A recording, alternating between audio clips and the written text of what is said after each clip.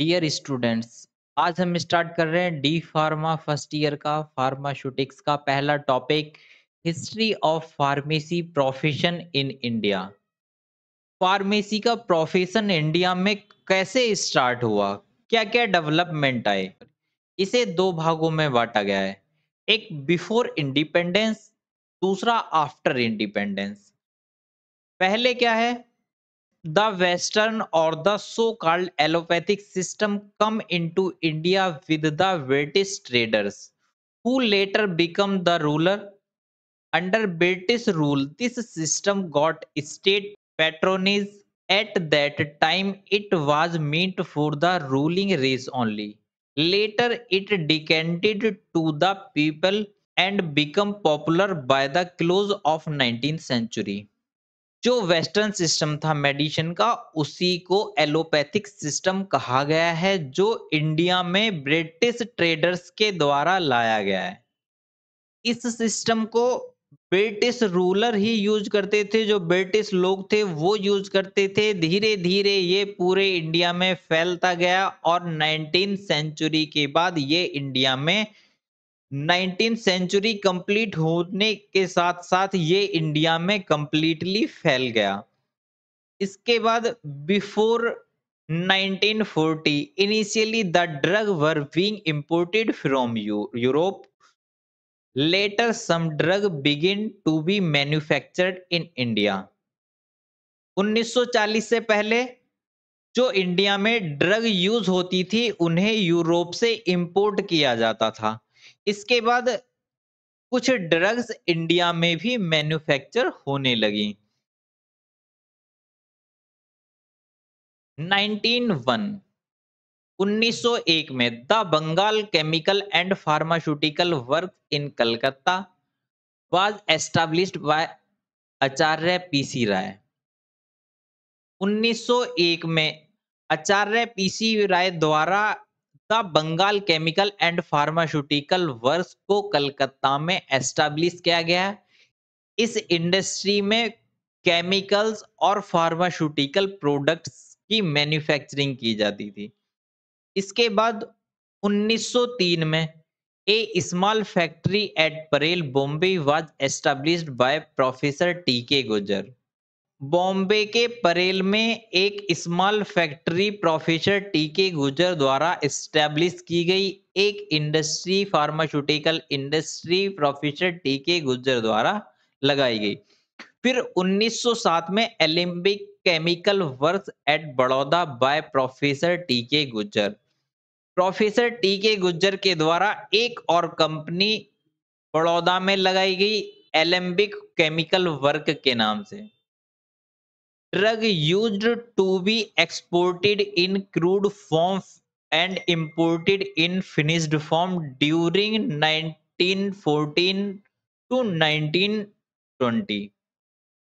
जो ड्रग थी crude form में एक्सपोर्ट की जाती थी इंडिया से और फिनिश्ड फॉर्म में इंपोर्ट की जाती थी। मतलब जो कच्ची ड्रग थी, कच्चा माल था, जो रॉ मटेरियल था, वो एक्सपोर्ट किया जाता था और वहां से finished product, tablet, capsule, syrup, इस तरह के जो कंप्लीट फॉर्म है फिनिश्ड फॉर्म में इंपोर्ट किया जाता था। During 1940 to 1920 at time of first world war, the import of finished drug was stopped and it was resumed after the war। जब 1914 से 1920 तक फर्स्ट वर्ल्ड वार चला, प्रथम विश्व युद्ध चला, उस टाइम पर क्या हुआ? जो ड्रग का इंपोर्ट था, फिनिश्ड ड्रग का जो इंपोर्ट था, उसे बंद कर दिया गया, रोक दिया गया।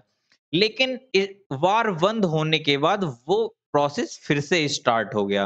जो इंपोर्ट ड्रग की जा रही थी उसे फिर से स्टार्ट कर दिया गया। Since there were no restriction or guideline on the quality of imported drug, manufacturer start taking advantage and result in following consequence।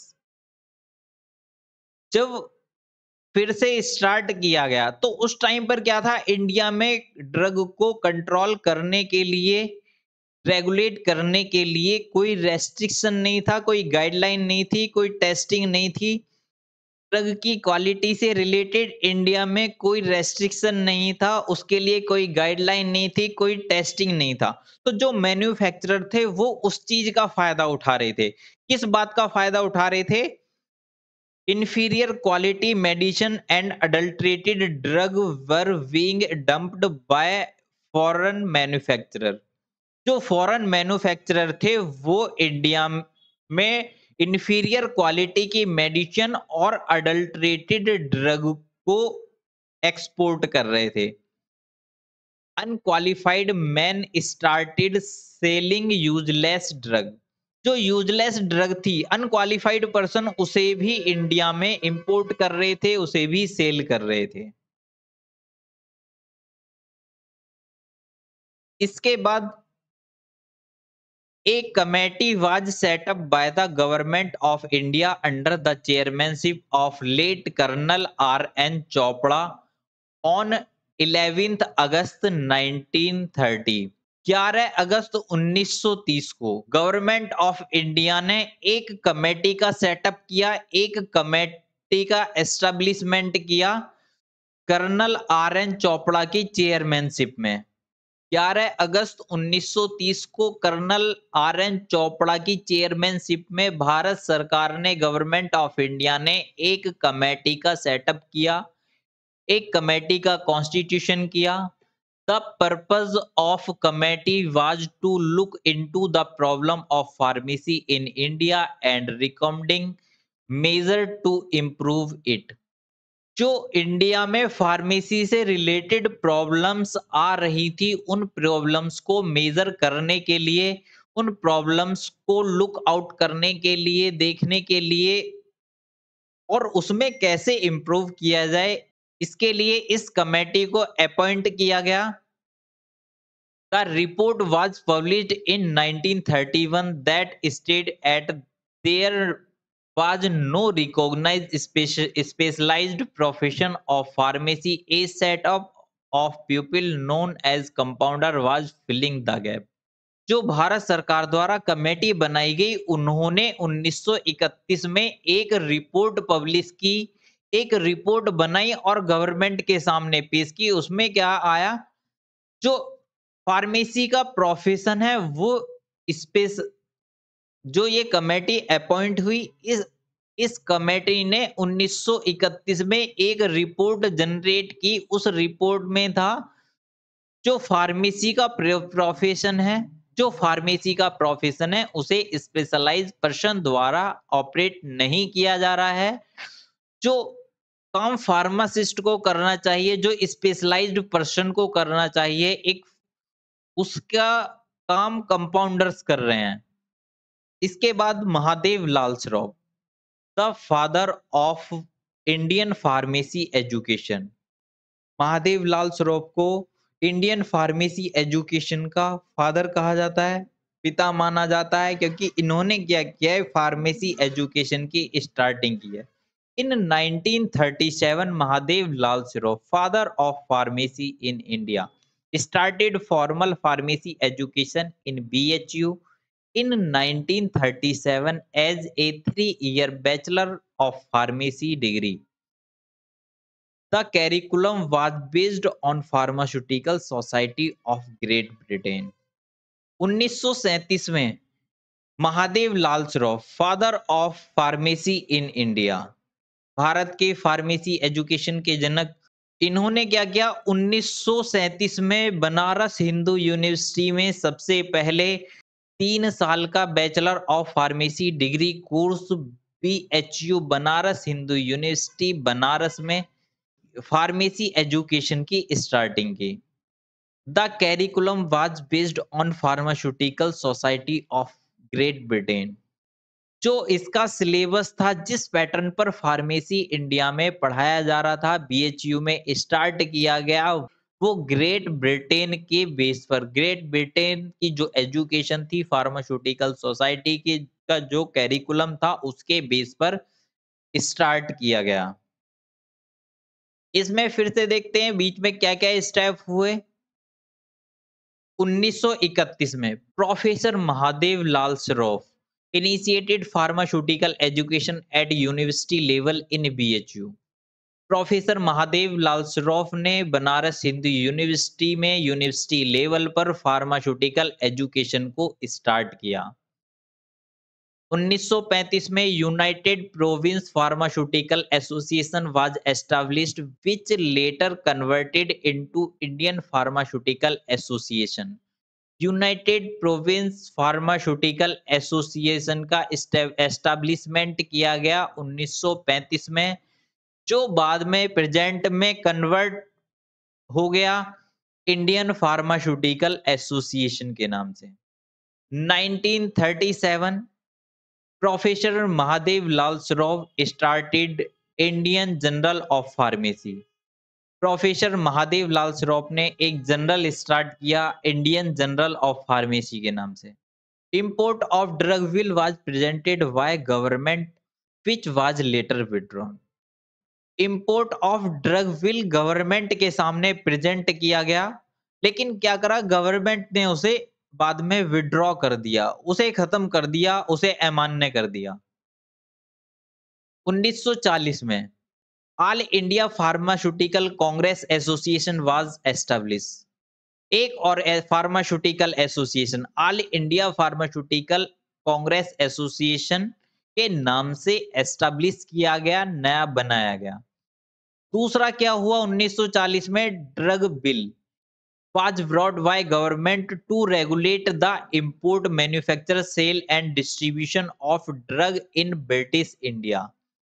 1940 में क्या हुआ, ड्रग के import, manufacture, sale and distribution को रेगुलेट करने के लिए एक ड्रग बिल बनाया, जिसे गवर्नमेंट के सामने पेश किया गया।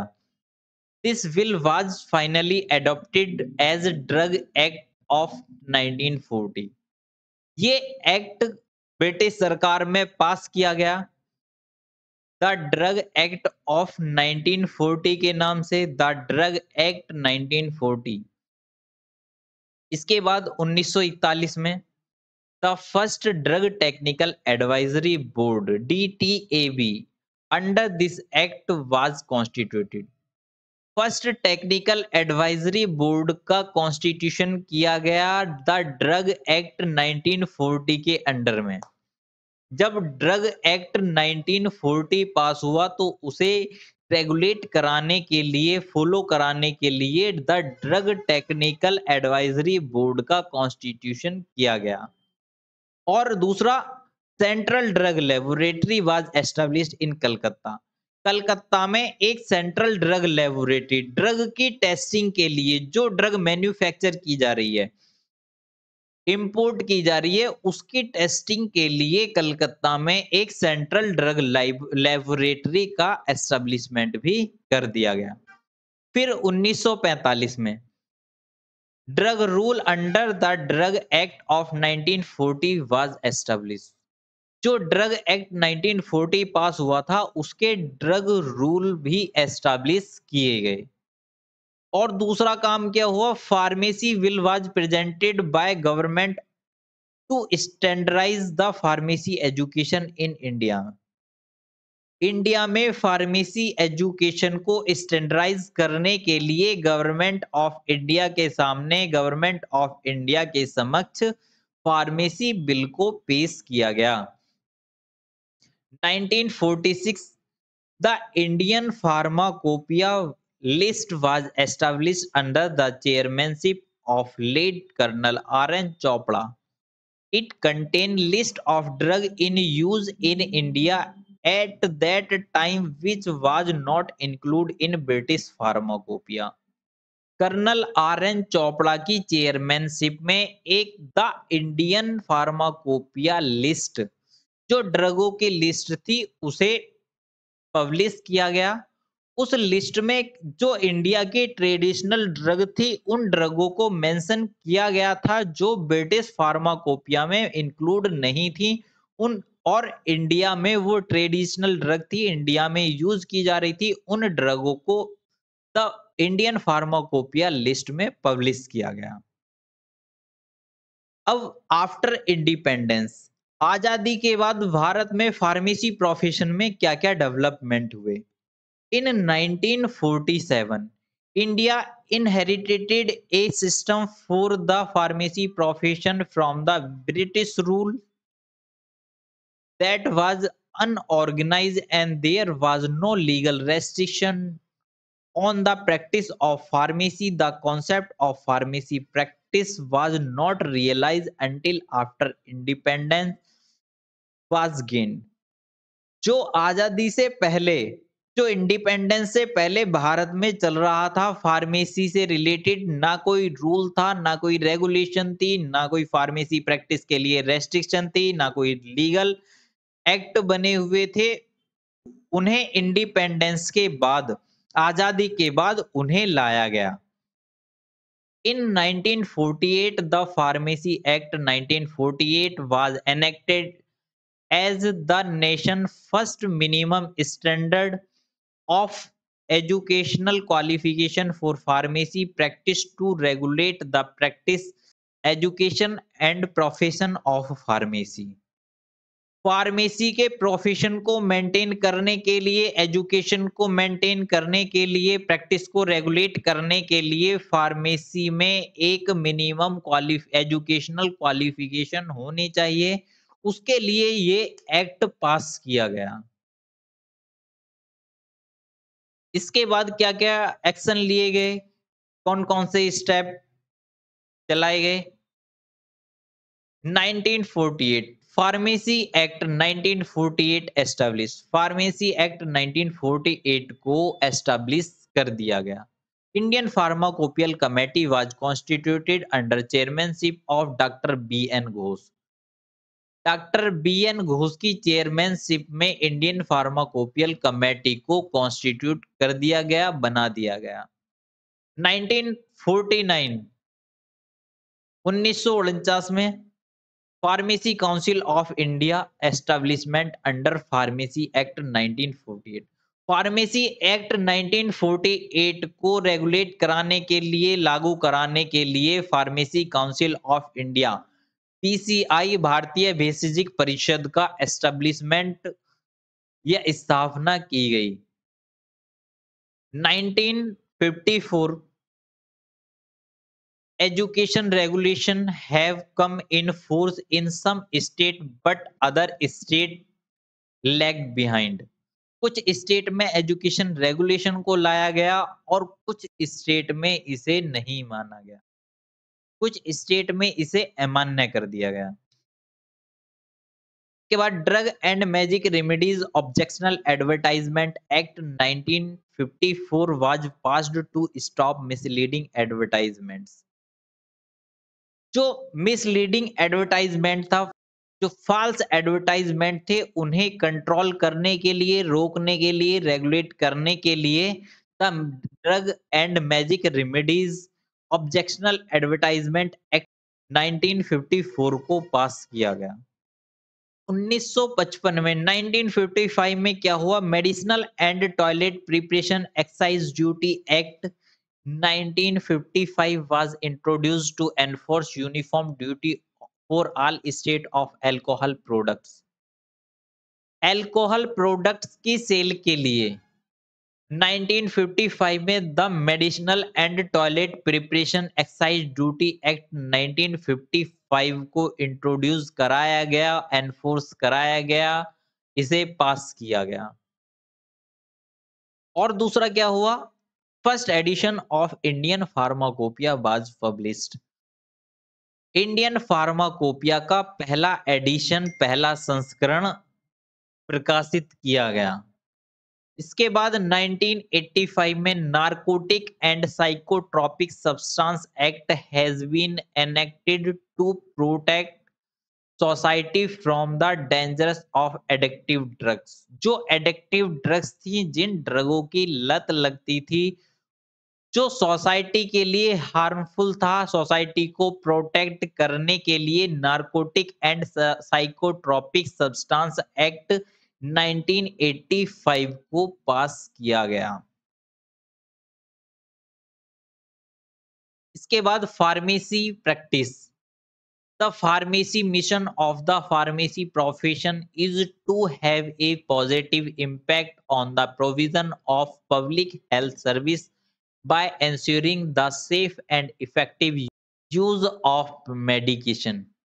फार्मेसी प्रोफेशन का पहला मिशन पब्लिक हेल्थ सर्विस को इंश्योर और सेफ करना है, effective use of medicine, medicine के इफेक्टिव यूज दिलाना है। The primary mission of the pharmacy profession is to have a positive impact on the provision of public health service by ensuring the safe and effective use of medicine। पहला mission pharmacy profession का क्या है? जो public है, जो public health service है, वो ऐसी मेडिसिन यूज करें जो इफेक्टिव और सेफ हो, जिसका एक पब्लिक को पॉजिटिव इम्पैक्ट मिले। There are various facts of this mission, including the preparation and distribution of medication, as well as conduct with patient and other member of the healthcare team। और भी इस mission के various factor हैं, जिसमें include है medicine की preparation और distribution, और इसके साथ साथ जो हेल्थ केयर टीम है और पेशेंट है, उन दोनों के साथ कांटेक्ट, उन सभी के साथ एक बॉन्डिंग। प्रैक्टिस ऑफ फार्मेसी के क्या एलिमेंट हैं? According to the national association of board of pharmacy NABP, the practice of pharmacy involve the administration of medicine, proper storage of medicine and medical device, proper labeling of medicine and medical device, dispensing of prescribed drug, maintenance of medical record, do proper research on drug and related topic। पहला elements medicine का administration करना, medicine को manage करना, medicine और medical device की proper storage करना, medicine और medical device की प्रॉपर लेवलिंग करना, जो प्रिस्क्राइब ड्रग हैं उनकी डिस्पेंसिंग करना, मेडिकल रिकॉर्ड्स को मेंटेन करना, ड्रग और ड्रग से रिलेटेड टॉपिक्स की प्रॉपर रिसर्च करना, ये फार्मेसी प्रैक्टिस के एलिमेंट हैं। इसके बाद फार्मास्यूटिकल एसोसिएशंस, कौन कौन से pharmaceutical associations, pharmacy associations start हुए? American Chinese pharmaceutical association, European association of hospital pharmacist, European pharmaceutical students association, European pharmaceutical union, European society of clinical pharmacy, international pharmaceutical federation, international pharmaceutical students federation, international society for the history of pharmacy, pharmaceutical group of the European union. इनसे अलग और भी बहुत सारे associations हुए, जो main main associations हैं की लिस्ट हमने ली है।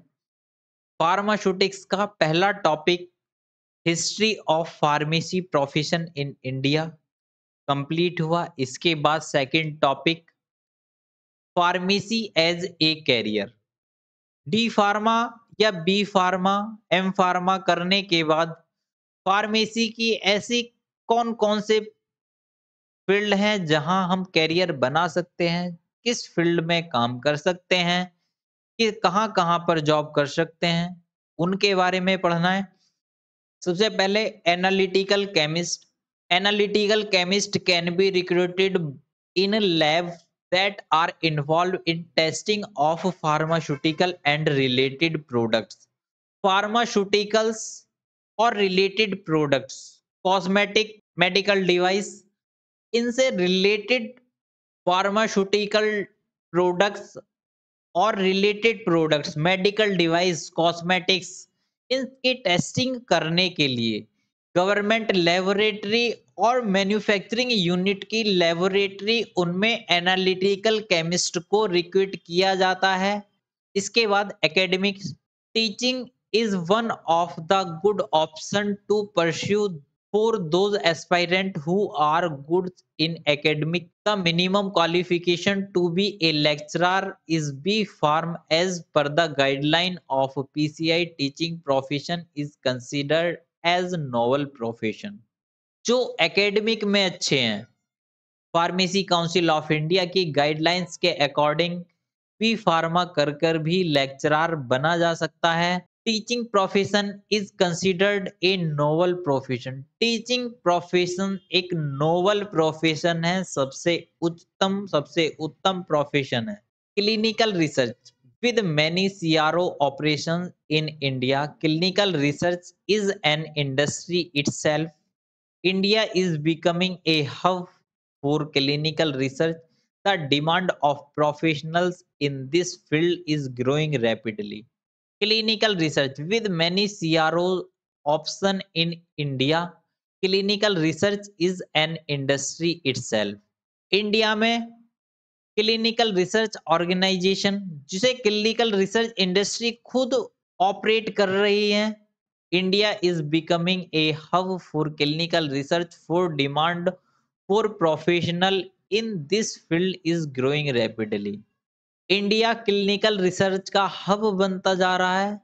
इसमें फार्मास्यूटिकल प्रोफेशनल्स की डिमांड बहुत ज़्यादा ग्रो करती जा रही है। इस फील्ड की ग्रोथ बहुत ज़्यादा हो रही है। Next, drug inspector. State government recruit drug inspector to look after day to day affair of pharmaceutical business. Pharmaceutical business में जो डे टू डे अफेयर है, डेली का जो आउटपुट है, वो स्टेट उसके लिए स्टेट गवर्नमेंट ड्रग इंस्पेक्टर का रिक्रूटमेंट करती है। The job of a drug inspector include the inspection of establishment where drug, cosmetic and medical device are manufactured, handle, store और sold to enforce legal standard of purity and grading. जहां पर drug की, cosmetic की और medical device को की manufacturing या उन्हें हैंडल किया जा रहा है, स्टोर किया जा रहा है या उन्हें बेचा जा रहा है, वहां पर जो लीगल स्टैंडर्ड्स हैं ड्रग की प्योरिटी के और ग्रेडिंग के, उसे एनफोर्स कराया जाए। जहां पर ड्रग, कॉस्मेटिक और मेडिकल डिवाइस की मैन्युफैक्चरिंग की जा रही है, हैंडल किए जा रहे हैं, स्टोर किए जा रहे हैं या बेचे जा रहे हैं, वहां पर ड्रग की प्योरिटी के लिए, ग्रेडिंग के लिए लीगल स्टैंडर्डों को मेंटेन कराने का काम, उन्हें प्रॉपर फॉलो कराने का काम ड्रग इंस्पेक्टर का है। उसके इंस्पेक्शन के लिए स्टेट गवर्नमेंट ड्रग इंस्पेक्टर को रिक्वेस्ट करती है। Drug regulatory, with the Indian companies going globally, the role of drug regulatory department is increasing day by day. जो ड्रग रेगुलेटरी डिपार्टमेंट्स हैं इंडियन कंपनीज, उसमें डे बाय डे इंक्रीज कर रही हैं, improvement कर रही हैं। Hospital pharmacist, hospital have a pharmacy department which are controlled and managed by a pharmacist. Her hospital में एक फार्मेसी डिपार्टमेंट होता है जिसे फार्मासिस्ट के द्वारा कंट्रोल और मैनेज किया जाता है। They undertake responsibility for stock control, storage, placing order, labelling and financial budget and account keeping for the dispensary.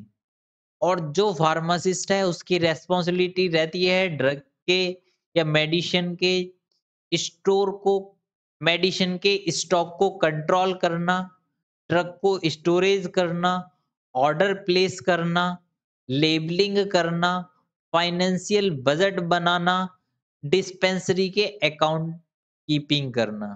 Retail pharmacist, the concept of pharmaceutical retailing is rapidly capturing the A and B class cities in India. There are organized retail chain under one banner and thus These call for a good number of pharmacists to handle the entire show. एक retail की chain बनी हुई है जिसे क्या है उस जिसमें फार्मासिस्ट की बहुत ज्यादा रिक्वायरमेंट होती है। A large number of requirement, good number of requirement, मतलब उसमें लार्ज, हर मेडिकल स्टोर पर एक एक फार्मासिस्ट की जरूरत होती है। के बाद manufacturing chemist, with A tremendous growth in the number of manufacturing unit, the demand of pharmacists is right on the top. Apart from the pharmaceutical unit, manufacturing chemists are also employed by allied industry in such as nutraceuticals, food, cosmetic, etc. जैसे जैसे pharmaceutical manufacturing unit growth कर रही है वैसे वैसे ही pharmacist की demand भी बढ़ती जा रही है, फार्मासिस्ट की डिमांड भी टॉप पर है। हर एक फार्मास्यूटिकल कंपनी में मैन्युफैक्चरिंग केमिस्ट को एम्प्लॉयड किया जाता है, एक फार्मासिस्ट को जॉब दी जाती है। मैन्युफैक्चरिंग केमिस्ट के रूप में फार्मासिस्ट को जॉब दी जाती है, चाहे वो न्यूट्रास्यूटिकल्स कंपनी हो, फूड या कॉस्मेटिक कंपनी हो, सभी में फार्मासिस्ट को रिक्रूट किया जाता है, सभी में फार्मासिस्ट को जॉब दी जाती है। The job involve to preparation of a pilot sample and see that production of a particular formulation line is right from the raw material to the end of packaging. जो pharmacist की job है वो preparation में क्या है, एक sample collection से लेकर प्रोडक्शन की लाइन जहां तक चल रही है, रॉ मटेरियल से लेकर फिनिश्ड प्रोडक्ट तक, जब तक उसकी पैकिंग नहीं हो जाती तब तक फार्मासिस्ट की रेस्पॉन्सिबिलिटी रहती है, वहां तक फार्मासिस्ट को जॉब दी जाती है। Medical representative, these are sale people who are brand ambassador for their respective companies, both national and multinational company. Medical representative क्या है, एक सेल पीपल है।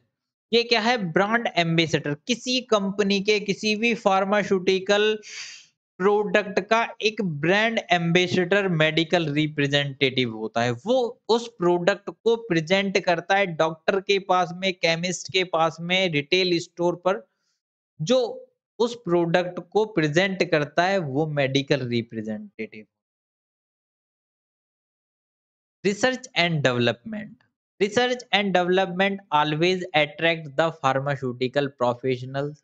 रिसर्च एंड डेवलपमेंट हमेशा फार्मास्यूटिकल प्रोफेशनल में सबसे ज्यादा अट्रैक्टिव रहा है, क्योंकि इसमें क्या क्या आता है, जो एरिया कवर किया जाता है रिसर्च एंड डेवलपमेंट में। सबसे पहले न्यू ड्रग डिस्कवरी रिसर्च, नई ड्रग, कोई भी नई डिसीज आई, उस नई डिसीज के लिए नई ड्रग की डिस्कवरी करने का काम। दूसरा जो डोजेज हैं, डोज के इस डोजों को स्टैंडर्डाइज करने का काम। तीसरा प्रोसेस डेवलपमेंट, जो हम किसी प्रोसेस को यूज कर रहे हैं उस प्रोसेस को डेवलप करने का काम। चौथा फॉर्मुलेशन एंड डेवलपमेंट, जो फॉर्मुलेशन बनी हुई है उनके मेथडों को डेवलप करना, उसमें नया चेंज लाना, उसे ऐसा बनाना कि कम कॉस्ट में ज्यादा से ज्यादा इफेक्टिव प्रोडक्ट बने। Product management, managing A brand is the responsibility of product management department. Product management department में भी फार्मासिस्ट की वैकेंसी होती है। इसमें क्या है, फार्मासिस्ट की रेस्पॉन्सिबिलिटी होती है प्रोडक्ट को मैनेज करना, प्रोडक्ट की मैन्युफैक्चरिंग से लेके उसकी मार्केटिंग सेल तक की सारी रेस्पॉन्सिबिलिटी फार्मासिस्ट को दी जाती है। Next, pharma publishing, this is becoming new entrepreneurship business for pharmaceutical profession. This involve publishing of pharmaceutical magazine news is related to pharmacy topic. ये एक नया प्रोफेशनल ग्रो कर रहा है जो फार्मास्यूटिकल रिसर्च पेपर्स हैं, मैगजीन्स हैं, जर्नल्स हैं, बुक्स हैं और इंटरनेट सोर्स हैं, उन सोर्सों पर जो टॉपिक्स हैं, उन टॉपिक्सों की एजुकेशन प्रोवाइड कराना, उनकी डिटेल्स प्रोवाइड कराने का काम भी फार्मासिस्ट कर सकता है। फार्मेसी में किस-किस फील्ड में जॉब कर सकते हैं फिर से? Formulation and manufacturing, drug inspector, drug regulatory affairs, academics, chemist shop, hospital pharmacy, opportunity abroad, government jobs, research, community pharmacy, quality assurance and quality controls. Thank you.